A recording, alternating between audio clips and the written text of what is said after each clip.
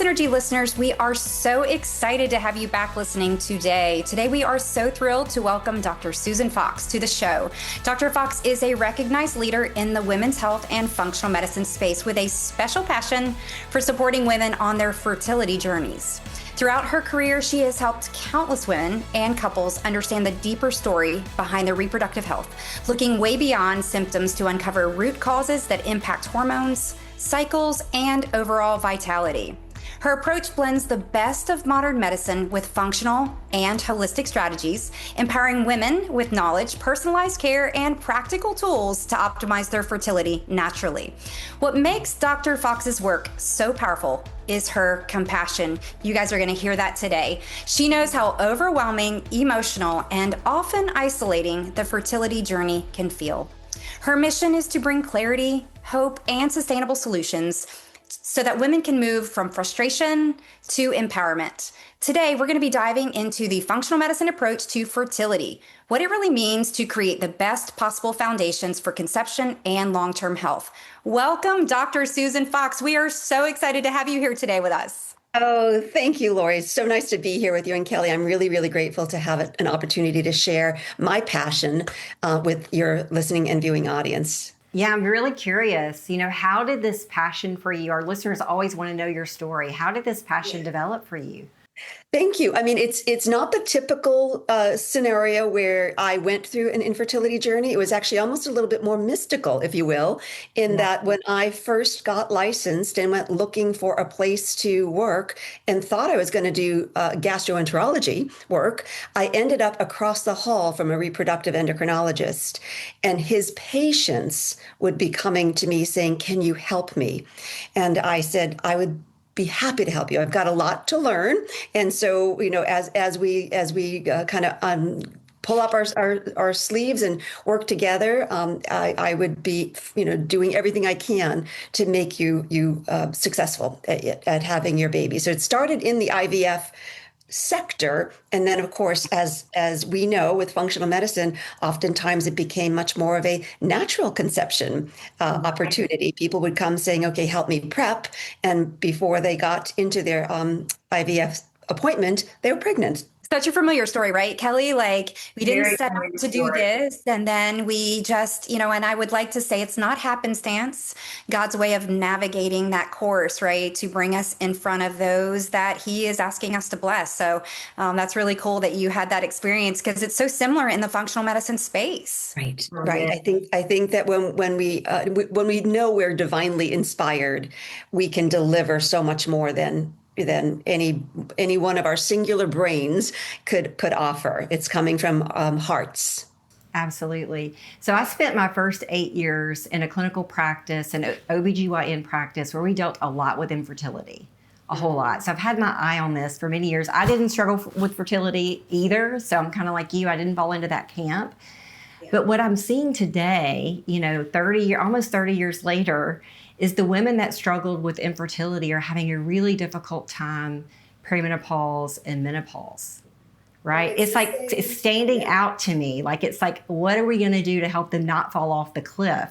So I do want to get into that today, because I think there's so much from a functional standpoint that we can do to really enhance their health at a very early age so that they don't go down that pathway of really being miserable perimenopausally and then postmenopausally. What would you say to that? Well, I would say it's just another step across the same bridge of being a woman with ovaries, or a person with ovaries, right? And a uterus. Right. Is that, if we are struggling with infertility, usually I call it subfertility, because really oftentimes there's not a true infertility. It's a toxic load that becomes then a disease process that can be undone. And frankly, in my opinion, should be undone for the sake of the health of the yet unborn child. And then the continuation of care of self-care that this woman, undergoes will only make her perimenopausal years much more comfortable. She will be much healthier, because a lot of our uncomfortable symptoms and signs are exactly that which occurred in our 30s and just didn't get undone or fixed or healed so that we could enter and what should be just a natural next phase. I love subfertility. I love that, because it actually opens the door to the hope that we give our clients that it's not an end state. It's Exactly. repairable, and there's hope on the horizon. Exactly. And presently we live in a dichotomy where, there are folks who would say, hurry, hurry, hurry, get your IVF now because time is of the essence. And others would say, no, no, no, no, wait, because we need to make sure you're healthy. And I personally feel that they can happen at the same time. Some women can't wait. And for some people, some families, IVF is the way for them to grow their family. But even if their appointment is tomorrow and they begin doing the healing today with root cause, by the time that retrieval happens or transfer happens, they're going to be healthier and they're going to be bringing in a healthier baby and having their own healthier postpartum and family. Hi, friends, it's Kelly. And Lori, and we are so excited to tell you about everything new inside the R2R app. Listen, this is not just another health app. It's your safe space to reset, rebuild, and reclaim your energy, your confidence, and your health. And the best part, downloading the R2R app is completely free. You're going to get weekly free content plus powerful resources to help you get started or help you stay on track, no matter where you are on your wellness journey. Inside the app, we just launched our brand new VI Power program, created especially for women in midlife. Every month, you'll get fresh content, daily habit trackers, a private community chat, and live group coaching to keep you inspired and accountable. And you can try VI Power free for 7 days. We know once you experience it, you're going to love the way it helps you show up for yourself every single day. And if you're ready to go a little deeper, we do have our signature program, 40 Days to a Foundation of Wellness. This is a step-by-step journey that guides you through mindset, nutrition, detoxification, movement, and hormone balance, helping you build a strong foundation your health deserves. It's not about quick fixes. It's truly about real transformation. So you can move from just surviving to truly thriving. So if you're ready to take back your health, download the R2R app today. It's free to get started, and your comeback starts here. So can we get into some of those things that would create subfertility? You mentioned toxicity, right? Yes. And I love that. Right. So Yep. what are the things that we need to be really aware of? And I would say, even if you're not struggling with fertility, right? Exactly. If you're wanting a healthy pregnancy, or if you have a child that's about to be fertility age, right? These are the things I want you guys thinking of. And so what are those things? So it's no secret, right, that we live in a pretty toxic world. And so we just need to do everything in our power to remove as many of the insults as we can. And so that can look like, from the nutrition side, eating organic, pesticide-free, choosing, meats if you're a meat eater that are, grass-fed and finished, or wild caught, or free range, and all of that, because each of these little insults, if there's are going to affect our hormones. And there are people who have said to me, "Oh, but it's so expensive to eat that way." And I said, "Well, it's a lot more expensive to have multiple rounds of IVF, For and sure. it's a lot more expensive to then have a disease process happening 10 years from now that could have been avoided." So, Right. so certainly nutrition, which includes hydration, by the way. I think we are chronically dehydrated as a nation. Even though we're carrying around the 10-gallon Stanley cups, we oftentimes aren't really flushing ourselves with purified water and or electrolytes that would really help clean our cells. And then circulation, right? So we know that we're meant to move. Our bodies are designed to move, but here we are in front of our Zoom cameras, or sitting at our desks for far too long. So I'd say, find the time within your schedule to get up and move. And, for the fertility person, I actually also would say, let's get some targeted circulation, because a nice hike is wonderful. It's going to give you some good circulation. But if you want to get pregnant next month, let's get some targeted circulation. And that's the transcutaneous electrical acupoint stimulation protocols, they call it T's, that I had mentioned before, that have been shown to increase live birth rate for women over 35 undergoing frozen embryo transfer. So we already know that that's a cohort that has been struggling by 42%. Wow. We know the stats of IVF are kind of dismal anyway. For that woman who's 35, her chances of having an IVF cycle bring a baby is only 25%. So 25 to 40. But if you can increase her whole health and her reproductive health and get targeted circulation, that is proven. These studies are more than 2,000 women who are being studied. So it's not just a one-off. Why wouldn't you do that? Right. And that's something they can do at home, right? Absolutely. This is in the comfort of their own home. I was so grateful to have a colleague of mine who is a researcher, be on my faculty at Health University, and has designed these 3 protocols. They're done every other day from the end of a menstrual bleed to ovulation in a cycle where you're trying to conceive naturally, or to egg retrieval if you're going through an IVF cycle, so that you really are just, getting this time, this constant attention to getting blood flow to these amazing organs that otherwise have oftentimes take a back seat to, our muscles that are in our organs that are involved in our fight flight response. So is that T's procedure? I'm new to this, so I'm pretty excited about hearing. Yes. So they can do it in the comfort of their home. Is it something that has to be prescribed, or is it something they can purchase on their own, or is it purchasable? It is purchasable. I have an online course within which is the T's protocol. And if you're local, you can come into my office and I can, also just hand it over. But no, somebody purchases the course which also includes, qigong exercises for the 4 weeks of a menstrual cycle, mind-body guided imagery that takes people through this is what's happening in your cycle, and some guided imagery about sort of calming this stress response, as well as the nutrition that I had just mentioned. So, they just get shipped off to you. The videos are right there, and you follow along, and it's pretty miraculous. I mean, I wish that it was not the best kept secret. I'm screaming to the void as much as I can to get the word out, because everyone should be doing it, in my opinion. And it sounds like you've created an easy access to it too. That's what I'm picking up on, just to reiterate that you have a curriculum, you have an education in which they're taught, they don't just get it, they're being taught how to use, and maybe even some other modalities alongside of to make it more effective. So exactly. Yep. And we're all busy. We're all some kind of too busy, right? So the beauty of this program is it's a DIY. So the modules are there, the videos are there to say, this is how you do it. And then I'm here. If there's a question, we can do a video consult call or something like that. But I really, nobody calls because it's so easy. They only call and say, guess what? I'm pregnant.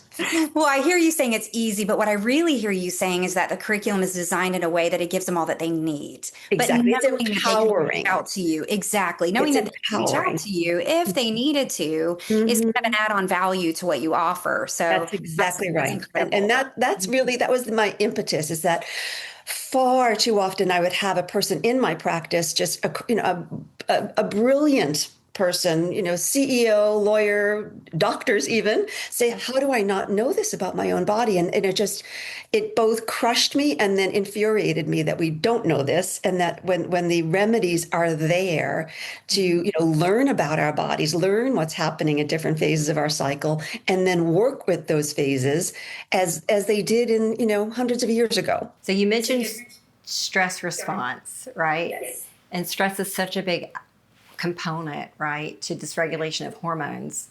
So what do you think is what is the biggest driver that you see of stress for women of childbearing age? And then what are the things that you recommend that they do to help resettle that limbic system, resettle their nervous system so that they do function their best? Right. Well, I would say it's kind of a 2 or 3 pronged approach, in that, the stress response first needs to be dealt with if there are, again, these environmental insults, by cleaning up our diet and again, taking back our power over our own health, but then also taking the time to wind down, to quiet, because we are always, we're trained to be so busy that we don't spend that time in quiet. So the guided imagery modules and the qigong modules are also designed to do just that as well. So we come out of school and we're then right on the fast track to either work or post grad school, and so we're almost conditioned to choose stress response over, Yes. and we're kind of designed, right? It's just as human beings, we're designed to look for danger.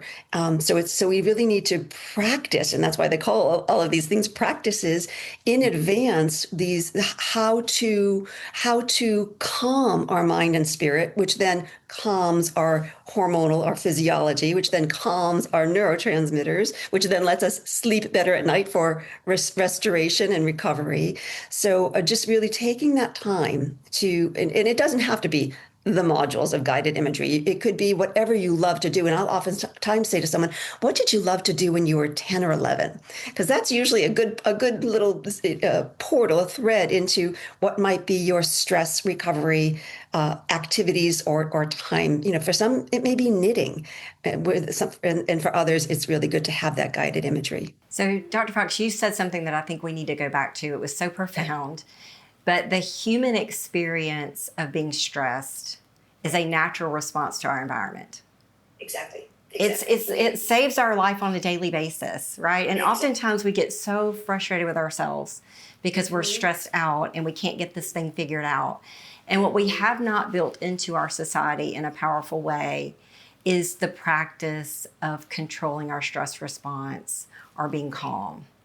Right. That's what's missing. So all of our moms out there listening, I think really training our little ones and how do we get to a calm place, right? I know I didn't train my little ones that way. I was like, just suck it up and let's go. Yeah. I didn't train my little one, but thankfully her kindergarten teacher was a black belt in I want to say Taekwondo, but it was more meditative, and they would have practices every day where they would center before they entered the classroom, and they would have meditation time in their day, and it really that actually helped teach me to teach her to continue it long after kindergarten. I just love our teachers, right? They have such a good spirit and heart, and to teach your little one to teach you. That's how it usually happens, right? We learn things through our kids. And it still does. She's 33 and she's still teaching me. We can relate. We're designed to be looking for danger, but we're also designed to then shake it off, right? We'd beat or run away from that saber-toothed tiger, but then we'd get to our cave and be able to then re-regulate. And in our lifestyle today doesn't give us opportunities to take that time to shake it off or to rest and recover. So we just need to claim it. I mean, we all have the same 24 hours in a day. And so we can all find 10 minutes as to at the beginning of the day and the end of the day to say, this is how I want my day to unfold, and how did I do, and how can I repair? And after they start doing that, like, as you said, through practice, they begin to see that their day is better. They begin to see how they respond and show up to things in a more positive, favorable way. They like how they show up, and it does become more repetitive for them to do it. But to your point, it does take practice, and it's not a natural default pattern, unfortunately. Right. But it can become that again with the practice, and then we take it also into the if they're going into IVF, they have more agency in their from their place of calm to be fully engaged in their process, so they're not quite feeling subject to or victimized by the medical intervention that they're needing or choosing for bringing home their babies. So can we go back and talk about timing? Yes. Oh, yes. Because I think this is such an important conversation to have. My daughter went through not infertility, but she had endometriosis diagnosed at age 15. And had a very astute OBGYN that looked her in the eyes and said, find your person and have your babies early. And she did that. Right. And at the time she said that to my 15-year-old, I was like, don't you dare say that to my 15-year-old. She needs to have a career and she needs to do all the things and travel before she thinks about babies. But I think that was very wise advice for her, right? She's had 4 healthy pregnancies, has done really well in that regard. But I think that most people don't have the opportunity to really think about their priorities in life and what they really want to do, right? And how does that even fall? if it is a priority, perhaps life doesn't bring that partner to them until Absolutely. mid-30s. Yeah. And so I would just say to the women out there that they don't even think about having babies until they have finished their college degree and their graduate program and they've set in their career, and now it's like, okay, I'm ready to have babies. So timing wise, what I would say to that person is to at least get your labs done. Get some basic labs done at age 27, 28. So are there markers that are of concern that you want to take into account? And frankly, something like endometriosis or polycystic ovaries, there are many disease patterns, if you will, or diagnoses that can be reversed. They can at least be arrested. Sure. And can be reversed. So find out what is the state of your fertile health if you want to have babies. And frankly, even if you don't want to have babies, because the state of your fertile health, as we said at the beginning, is indicative of the state of your perimenopausal and menopausal health. Our ovaries are not solely for purposes of producing eggs and getting, having babies. They communicate with just about every organ in our body forever. So we really want to do our part to help them be as healthy as possible for as long as possible. And I think in that them understanding too, that these labs aren't labs that our traditional medical doctors are doing. These labs that you're speaking of, or biomarkers that you're speaking of, are more of the preventative health, proactive, because, you're speaking to a state of dysfunction, not disease. Right. And so really seeking out a qualified healthcare practitioner who's looking at these biomarkers in a preventative health way, looking at these hormonal shifts or imbalances, these early markers to really give those, because there's lots of clues and cues right there in that data that can give you that foresight to listen, on the horizon is this. But if you do this, this, and this, and that's what I've heard you say a couple times already today, and this is something that Kelly and I talk about a lot, is if you do these 3 things that are very impactful, you have the potential to reverse this and maybe not even have to deal with the frustrations. So some of them are the sort of the traditional markers, right? We do need to know, what is the state of our for a woman, of our ovaries. For a man, it's not a bad idea to get a sperm analysis early, so you can see what's going on. But to your point, there's much more than the FSH, AMH, progesterone, estrogen question. There's how is your vitamin D? How is your thyroid? Is there any antibody activity taking place? Are there any other inflammatory markers showing up or symptoms showing up? Because sometimes we don't see it in a lab, but if the symptoms are presenting, then we want to pay attention to that. So to your point, absolutely, you want to find a qualified functional medicine provider, because I mean, no disrespect to the conventional medicine model, but they have their limitations almost by design of the system, where if you are not showing an out of range pathology, you're fine. And so many people are sent home saying your labs look fine, when they're like, well, if my labs look fine, why do I feel like crap? Pardon my French. Yes. Well, you are in light company. We say it all the time. Fine's not fine. Exactly. I don't want to feel fine. I want to feel excellent. Exactly. And I want to bring back those markers. I love that you actually mentioned them, because we do have a following of listeners that have been on this journey for quite some time, and they have more advanced speak. And so I would add to that, and certainly, correct if wrong, but insulin, I would say, and C-peptide, and some of those advanced markers in blood sugar dysregulation too, and those inflammatory markers. Yep.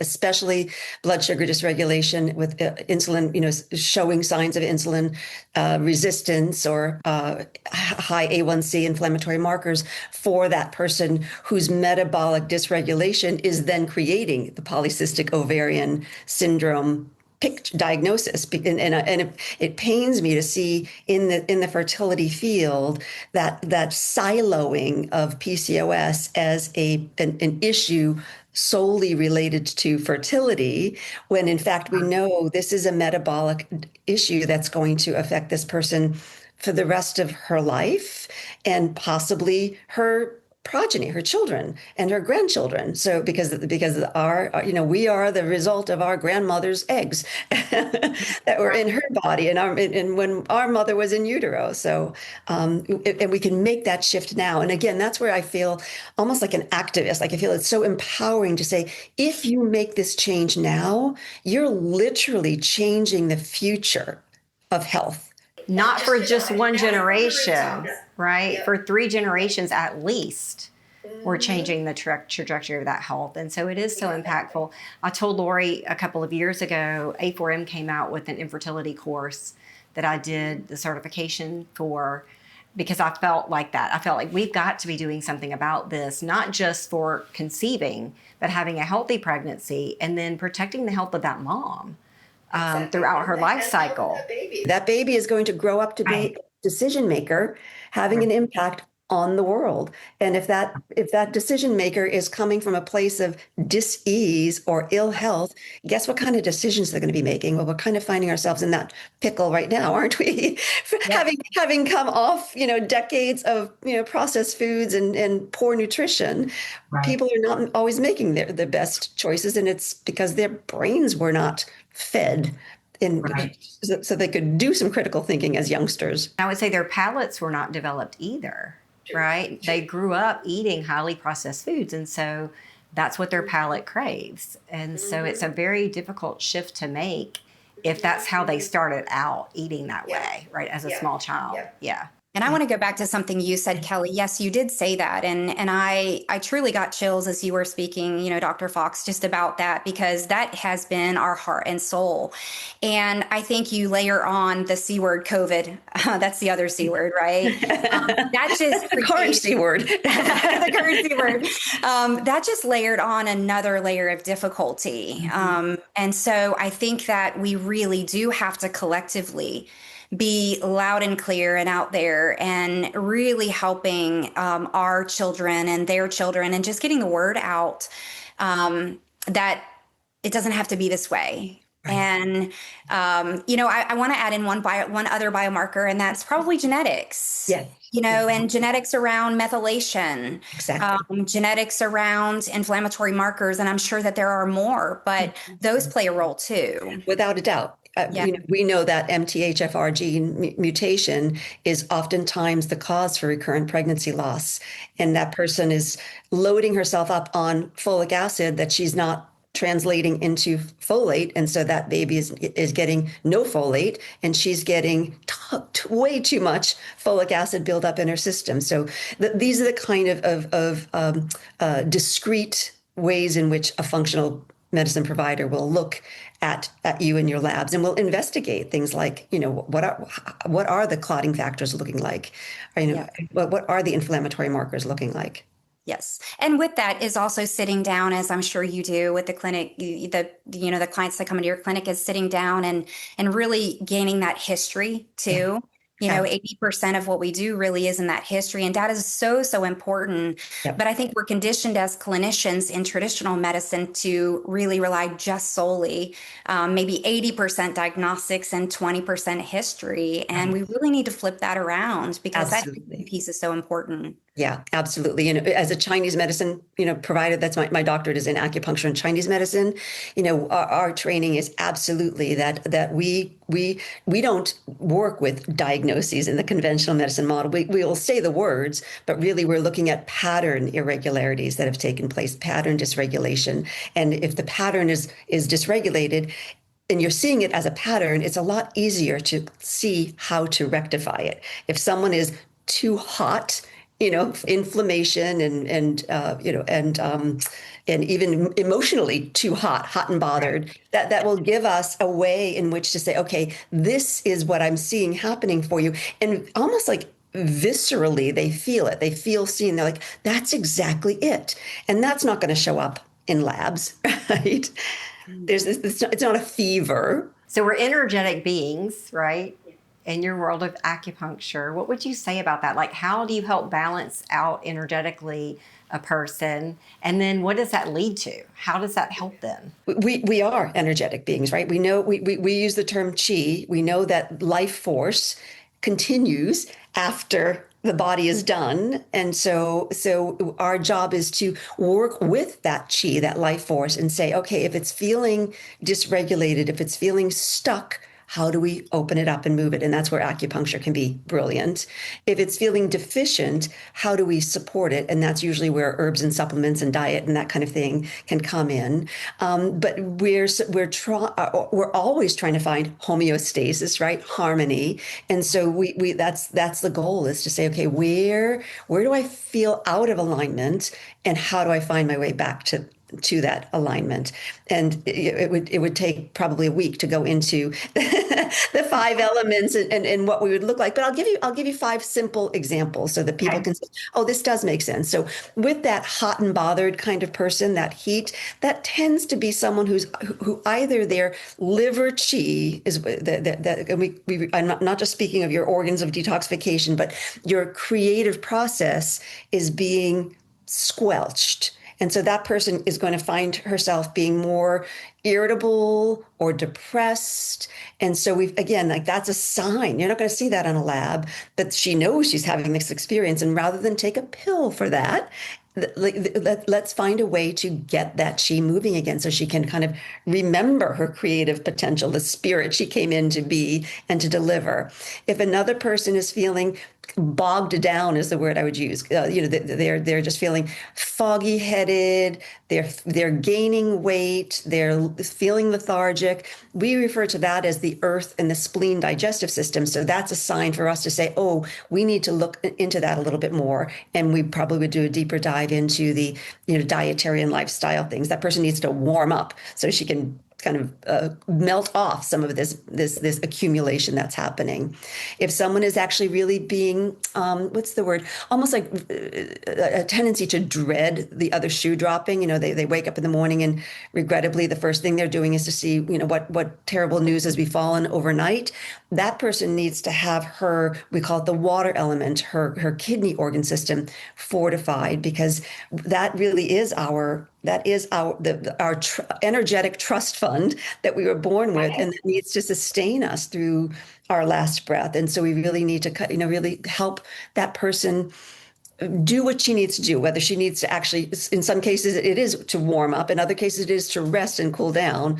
But those are just some examples how we use patterns that are patterns in nature that we mirror inside of ourselves to course correct and get back to that state of, we use the term harmonize, but it's homeostasis. Yeah. The human body is so incredible. Isn't it?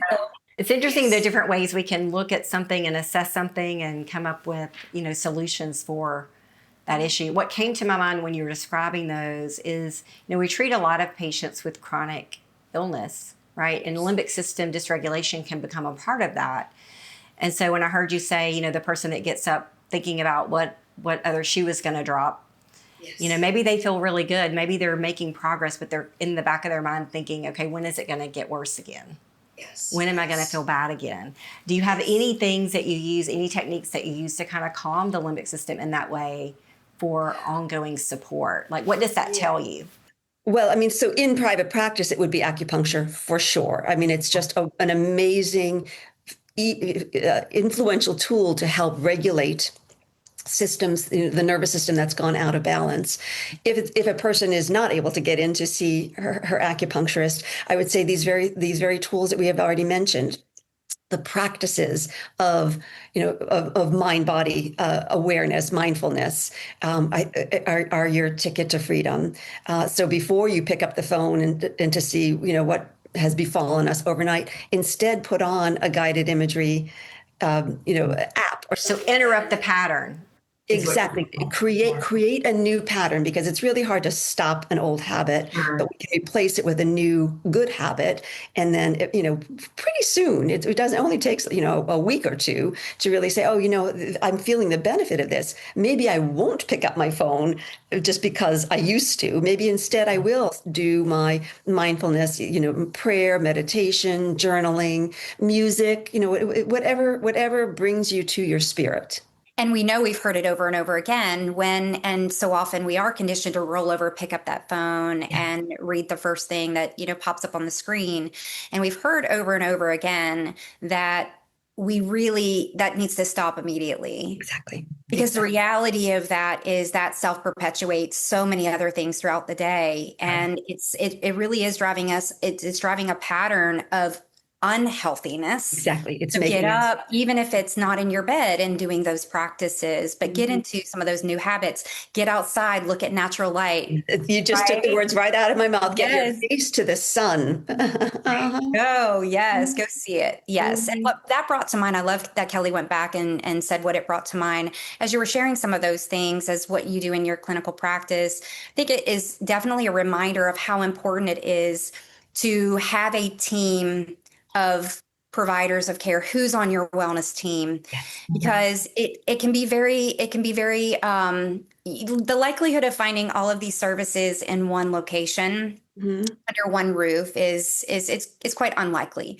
And so really the importance of thinking about things like who is in your local area, who is able to do things like acupuncture, massage, some of those other things, those modalities. And we talk about that a lot with our clients is developing that team. So I did want to ask you, the question is, how does one find a qualified, like what would someone look for when they're seeking out acupuncture? Sure. So for a fertility specialist, there is a group, an international group called the Acupuncture and TCM Board of Reproductive Medicine, ABORM.org. And we are a self-tested and rigorous. So the testing is harder than getting your licensing degree or certification, that to demonstrate that we have done the study, that the level of study that will help us translate the IVF world to human speak, so that we can really help this person navigate through her fertility journey. Again, somebody doesn't need to be going through IVF, but that is sort of the standard that we use, because it's such a foreign world. It's full of foreign languages or foreign words. So that would be a resource that the fertility folks could actually just go on and feel that they can have a vetted, trusted resource. Otherwise, I would say if you're not looking for fertility or for women's reproductive health, and you find someone in your area, do your research, like go to the board to see, is there any complaint against this person? Ask around, ask your, the people who you do trust. Who would you recommend? And usually those of us who are in the work, in doing the work, we have our own network, right? So I have reproductive endocrinologists that I know will be the right person for, because it's not just the IVF center, it's the person. So I will make my referrals based upon the patient in front of me. So, your personality would really go well with this person, whereas your personality would really go well with this other person. And then a whole, group of psychologists, because again, it's a stressful experience. Doulas, postpartum lactation consultants, there's a whole perinatal community that I can just say, here you go. You've got all of these trusted resources, and something like Synergee. Yes, Synergee, exactly. For that matter. Hence the name. So I am not familiar, I hate to admit this, with Tai Chi. Like, I don't think I've ever experienced Tai Chi. So I'm curious if that modality would be considered like a somatic exercise. Like, yes, it is. It is a moving meditation. Qigong and Tai Chi are they're very, very similar. So they're both East Asian moving meditation. And they're like yoga, there are specific movements that we do to help move the chi through the various meridians so that we are balanced at the end. So it's a whole study. It's beautiful. And frankly, it looks like a beautiful dance, but when you really, utilize it and it becomes part of your being, it's also self-defense. Because these very movements that look like just a fluid dance movement is also the movement that will push someone out of your way without the stress of fighting and fleeing. It heightens one's awareness about the world around them. So you can either get out of the way of an anticipated, a moment where you go, something's not right over there. Or it helps you to just kind of deflect if that's what needs to happen. I think that's so important. We're so hyperstimulated, but oftentimes we're also very narrow focused when we're out in the world. And we're not aware of what's going on around us and dangers maybe that we should be aware of. So it is interesting. Right. And that's our spirit again, right? That's our intuition is our spirit trying to engage with us. But we are so enamored with our frontal lobe only that we don't take the time to pay attention to this other way of knowing that is frankly oftentimes much more intelligent than our calculating brains. So yes, all of that just takes us back once again, like really, really, really do yourself a world of good by taking time back for yourself. You're a precious being. Come into the world to do something very important in the world. Wouldn't you? Why wouldn't you recognize that for yourself? Why wouldn't you fortify that for yourself so that you can give better of what what your special gifts are? So oftentimes Lori and I will say, you've got to put your oxygen mask on first, right? Before you can be taking care of the other people that are important to you in your life. Right. And the pushback is always time. Yes. Right, overcommitment and time. And I will say the same thing. I often try to throw myself the same excuse, and then I have to just stop myself saying, nobody has more time than I do in a 24-hour day. So it's just about making that decision of, maybe it is getting up a little earlier. Maybe you set your alarm for 5:30, which means you go to bed a little earlier because you don't want to forfeit your sleep. But whatever is going to let you in your lifestyle reclaim some of that time, and it doesn't have to be a lot. It really will open up all of these other ways of fully being human so that we're not just little gerbils on the wheel trying to get through yet another day. I think about, we oftentimes talk about food waste and economizing with food because people also say that food is expensive, right? And so we look for waste first as a way to economize. What am I throwing away? What could I be doing better in that way? And I think about time in the same way. Like, what are we wasting our time focused on and doing that's not really serving us? How can we get those minutes back? And then how much, because we have such lack of energy and vitality, how much time is it taking us to do a task that should take us 5 minutes? Right. And it's taking us 20 minutes, maybe an hour because of lack of focus. Are there any other things you would say about time? Like, how do we pull that back and get control of that? I would say it's first for, again, oxygen mask on before assisting others. So that 10 to 15 minutes for yourself. So there is a self to be in relationship with others, and then the relationship with others, right? So who in your world is important to your heart? That should be priority number one. So, we and the God within is required in order to be in relationship with anybody else.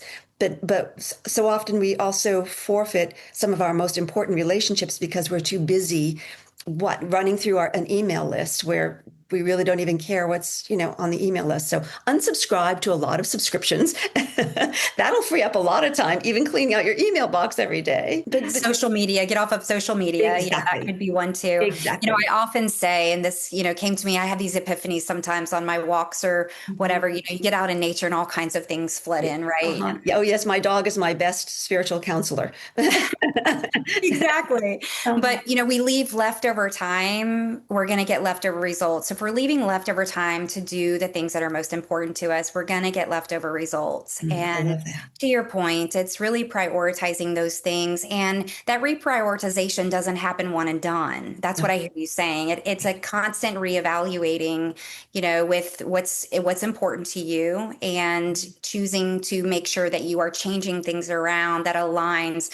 We talk a lot about congruence because at the end of the day, if we are not actively in pursuit of the things that are most important for us, and we end up distracted to the things that are not, we end up misaligned, incongruent, and that leads to chaos. Exactly. And when we take that time to respect ourselves and the wonderful precious gift that we've been given, then the things that aren't congruent will oftentimes fall away. And that can be, friendships or relationships or communities that we may have outgrown, so it's bless it and move on and back into being true to oneself and one's purpose. Yes, for sure.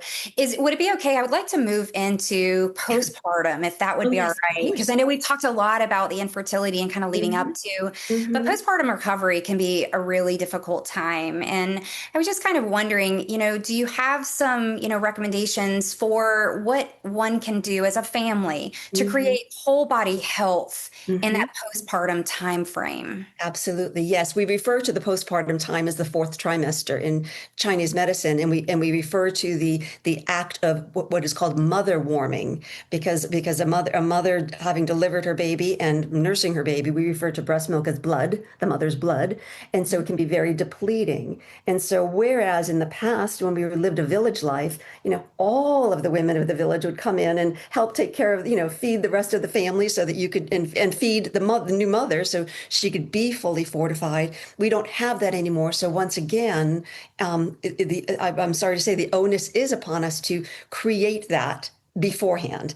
If you wait until after the baby's born, it's going to be harder to say, okay, what do I need? Because we're 110% dedicated to keeping this new being alive. But we can start in before delivery by finding out, like, is there a mother's club in your area? Join it. Is there another kind of support group in your area? Sign up for it. Do you live near family? Ask for some help in advance, like maybe a meal train or something for a couple of weeks, or just coming to do the laundry or something like that, so that mother can rest while baby's resting. Because really, if she can get good rest in that first 3 to 4 weeks, she's pretty much golden. If she can't, she's going to be depleted for probably a good year and a half. So that investment for the first 3 to 4 weeks is huge in the outcome for the next 18 months, really. Yeah. That's incredible. Absolutely. I love what you said about planning ahead, because again, when we are reactive and we are already overwhelmed, change, right? Particularly with the first one, I think, maybe I could be wrong, but as you have, the next one and the next one, there's certainly the nuances between them, but that first time is probably one of the hardest. And planning ahead, just as if you would plan anything else. I remember a situation with I have some girls that I have birthed, and I've had the blessings of being able to help them learn from my stuff, of course, if passing it on. And I remember having a conversation with my daughters about that. And even from the second, you come home, is setting some boundaries in respect to visitation. Oh, absolutely. And those are things where they're like, that those are challenging times, because they're like, they want everyone to be able to come because everyone's so excited too. Right. But, having even leaning into maybe some help in making those decisions, because you don't really know what you're going to be facing. So I would imagine a counselor or someone that they could talk to make those decisions would be helpful too, to have on their wellness team. Yep, absolutely. But have that almost in writing, so that you can share it with ease with everyone. Thank you in advance for honoring that this is how we're going to start our family, and and we'll send out photos, but when we're happy to have you come on in, and meet the baby and meet our new family in a few weeks. But we need this time to just be in the veil of brand new parented, brand new family, even with not just the first, with additional children as well. And I just wanted to give a little tidbit of like how to plan. Like what's an example of how to plan? Make some bone broth well in advance, freeze it, put it into ice cubes so that you can just, have that because it's very replenishing for, blood loss and for the nutrients and the minerals. So have that at the ready. Maybe have, some really healthy oat milk at the ready, because if you're struggling with lactation, we know that oats are very galactagogues, and so just having some oat milk at the ready, so you're not wondering later, oh my gosh, I'm struggling, I'm not producing breast milk. Now what do I do?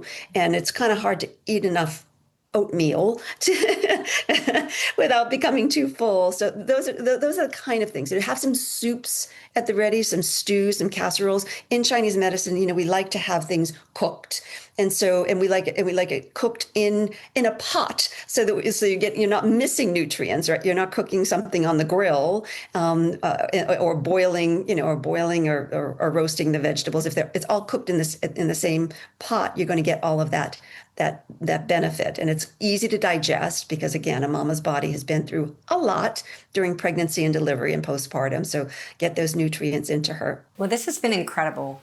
Such a blessing to have you on. And I look forward to meeting you face to face next week at the upcoming conference. I think that's going to be incredible. Are there any parting things you want to share with the audience? Yeah, I think I would just like to say, you've got this. We don't know. No one knows what life is going to bring, but trust in yourself, trust in your life, and be your advocate. Like demand that people treat you the way you want to be treated, and that you treat others accordingly. And that includes things like your nutrition and hydration, your circulation, your sleep, your social relationships, so that you really can live the most fulfilled life, be the healthiest mother, raise the healthiest family, participate in the healthiest community. And as I said, like, let's change the future. And the time is now. Don't wait. Absolutely. The time is always now. It's never too late, and don't wait. Yes. So how would one get in touch with you? Again, to Kelly's point, thank you so much for taking the time and for your expertise and just your honesty, transparency, and obviously your commitment to the betterment of those that you get a chance to serve. And so it's an honor to be here with you today. So how do people get in touch with you? Thank you. So if you're in the San Francisco Bay Area and want to see me in person, my website is drsusanfox.com, drsusanfox.com. If you are interested in doing like the online course, the T's that I had mentioned, that is another website called healthuniversity.co, and university is spelled Y-O-U because it's the University of you. There's, you can reach me through email through that website as well, or just go ahead and check out the courses. And feel free to email, through either of the websites. I make myself available. There's not a barrier. Well, thank you so much for all of your inspiration today. We hope you have a wonderful rest of your day. And I will. This has been a fantastic conversation. Thank you so very much. And I look forward to seeing you in person next week. The Synergee Podcast is for general informational purposes only and does not constitute the practice of medicine, nursing, or other professional healthcare services, including the giving of medical advice, and no doctor-patient relationship is formed. The content of this podcast is not intended to be a substitute for professional medical advice, diagnosis, or treatment. Users should not disregard or delay in obtaining medical advice for any medical condition they may have, and should seek the assistance of their healthcare professionals for any such conditions.